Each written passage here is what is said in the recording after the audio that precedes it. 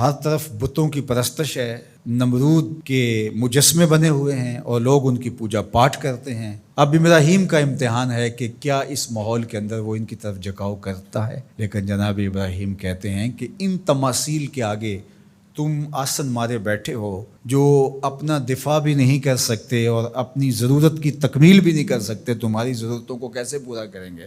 تو یہ میرے رب نہیں ہو سکتے۔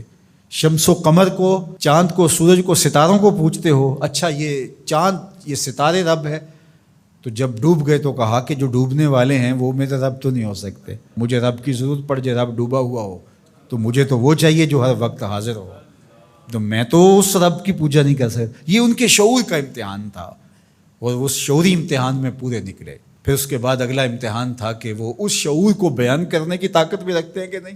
پھر بت کدا ٹوٹتا ہے، نمرود کا دربار سجتا ہے، اور وہاں جو خطبہ حضرت ابراہیم نے دیا زمانے نے سنا، جب کلہاڑا اس بڑے بت کے کندھے پہ رکھ دیا اور باقی سارے بتوں کا تیا پانچا کر کے رکھ دیا، جب وہ میلے سے واپس آئے تو ابراہیم بڑی بے نیازی سے بولتے ان کے بڑے نے کیا ہوگا، دیکھو اسلحہ تو اسی کے کندھے پر ہے۔ تو وہ کہنے لگے ابراہیم تو جانتا ہے یہ بولتے نہیں ہیں، اور حضرت ابراہیم یہی تو لانا چاہتے تھے۔ پھر جو خطبہ دیا، اُفِّل لَکُمْ وَلِمَا تَعْبُدُونَ مِن دُونِ اللَّهِ أَفَلَا تَعْقِلُونَ، افسوس ہے تمہارے اوپر اور افسوس ہے ان پر جن کو تم اللہ کے علاوہ پوجتے ہو۔ افلا تعقلون، تمہاری کھوپڑی میں دماغ نہیں ہے۔ اور پھر اللہ کی توحید کا بیان فرمایا۔ پھر اس کے بعد جان کا امتحان آیا، تو پھر جلتے ہوئے شعلوں کے اندر جس طرح ہنس کے داخل ہوا پیغمبر، یہ الگ اور نرالی شان تھی۔ نمرود نے سوچا تھا جل کے راکھ ہو گیا ہوگا چخا میں، لیکن 40 دن کے بعد جب آگ بجھتی ہے تو حضرت ابراہیم انگاروں سے چلتے ہوئے یوں باہر آتے ہیں جس طرح پھولوں پر کوئی نازنین چل کے آ رہا۔ پھر 87 سال عمر ہے، اللہ تعالیٰ پھر حضرت ہاجرہ کے بطن سے حضرت اسماعیل کی صورت میں اولاد عطا کرتا ہے۔ اب اتنی بڑھاپے کی عمر میں اولاد نصیب ہو تو انسان کا جی چاہتا ہے سارے کام کاج چھوڑ کے گھر بیٹھ جاؤں اور میں اپنی اولاد کے چہرے کی بلائیں لوں، لیکن حکم ہوتا ہے اپنی زوجہ کو بھی اور اپنے نو مولود بیٹے کو بھی ایسی وادی میں چھوڑاؤ جہاں کوئی سبزہ بھی نہیں ہوگا۔ اللہ اکبر۔ پھر اسماعیل علیہ السلام کی ایڑیوں کے رگڑنے سے زمزم جاری ہوتا ہے۔ اب ذرا دیکھیے، ایک ایسا امتحان آتا ہے، اگر کو ہمالیہ پہ بھی ڈال دیا جاتا اس کا پتا بھی پانی ہو جاتا۔ فلما بلغ معہ السعی، جب وہ ان کے ساتھ چلنے پھرنے کے قابل ہوا۔ ابراہیم علیہ السلام خواب دیکھتے ہیں، اور خواب کیا دیکھتے ہیں کہ میں بیٹے کو ذبح کر رہا ہوں۔ فلما اسلما، جب دونوں راضی ہو گئے، باپ ذبح کرنے پہ اور بیٹا ذبح ہونے پہ۔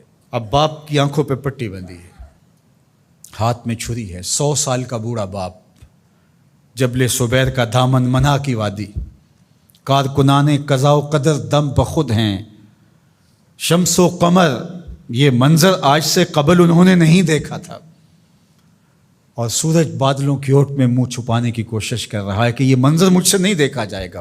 حوروں کی چیخیں نکل رہی ہے، کائنات تھرا رہی ہے، مالک قیامت آنے والی۔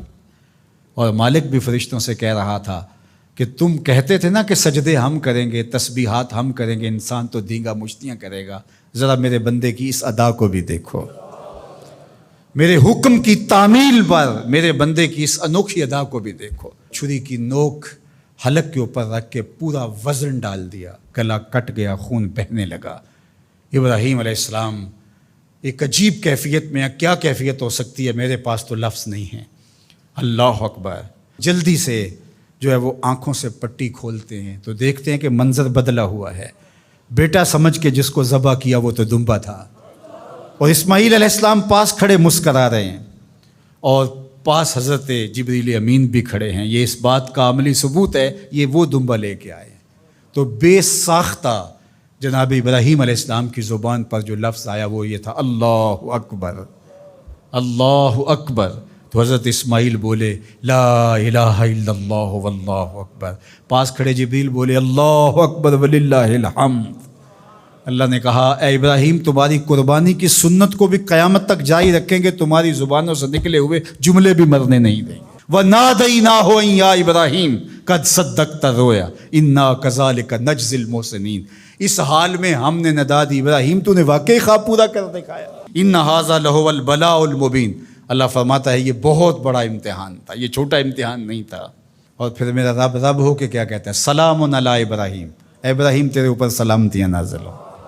اللہ اکبر۔ پرسوں بھی میں کسی منڈی کے قریب سے گزرا، کہتے ہیں اس علاقے کی سب سے بڑی منڈی ہے، تو ہزاروں جانور، ہجوم محبت، اور سڑکوں پر، گلیوں میں، بازاروں میں، کوئی یہاں گائے لے کے جا رہا ہے، کوئی بیل، کوئی اونٹ اٹھا کے لے کے جا رہا ہے، تو بے ساختہ میری زبان سے یہی نکلتا ہے، سلام علی ابراہیم، ابراہیم تیرے اوپر سلامتیاں نازل ہوں۔ اللہ اکبر۔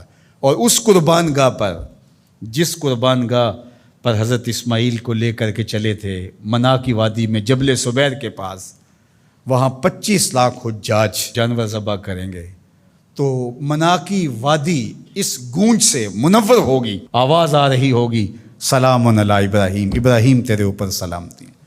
ابراہیم علیہ السلام نے چھوٹا کام نہیں کیا، بہت بڑا کام کیا، لیکن میرے رب نے بھی پھر جو اعزاز دیا، جو تکریم دیا، عرض کی گئی یا رسول اللہ یہ قربانیاں کیا ہیں؟ فرمایا تمہارے باپ ابراہیم کی سنت ہے، قیامت تک وہ نقشہ ہماری آنکھوں کے سامنے رہے گا، اور لوگ اپنے قیمتی متاع کو اس طرح قربان کرتے رہیں گے۔